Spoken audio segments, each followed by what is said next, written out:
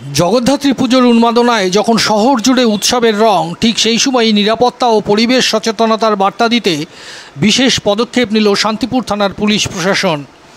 Ranaghat police জেলার নির্দেশে উৎসবের মধ্যেই বাজেয়াপ্ত হওয়া বিপুল পরিমাণ নিষিদ্ধ শব্দবাজি বৃহস্পতিবার নিষ্ক্রিয় করা হলো শান্তিপুর পৌরসভার 24 নম্বর ওয়ার্ডের গুপ্তিপাড়া ফেরিঘাট সংলগ্ন ভাগীরথীর বালিয়াড়িতে।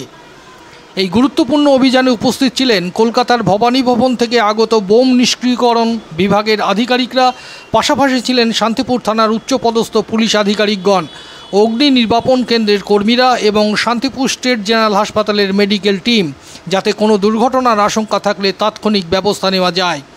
অভিযান চলাকালীন কড়া নিরাপত্তা ব্যবস্থার মধ্যেই নিষিদ্ধ বাজিগুলি সতর্কতার সঙ্গে নিষ্ক্রিয় করা হয়। তবে শুধু বাজেয়াপ্ত ও বিনিষ্টকরণ নয়, তার সঙ্গেই চলে সচেতনতা প্রচার অভিযান। উৎসবের আগে শহরের বিভিন্ন জনবহুল এলাকা, দোকানপাট ও বাজারের পুলিশ প্রশাসনের পক্ষ থেকে সাধারণ মানুষকে শব্দ দূষণ ও বিপজ্জনক বাজির ক্ষতি সম্পর্কে সচেতন করা হয়। শান্তিপুর থানার এক আধিকারিক বলেন, উৎসব মানেই আনন্দ, কিন্তু সেই আনন্দ যেন কারো জীবনের ঝুঁকি না বাড়ায়, এই বার্তাই আমরা দিতে চাই।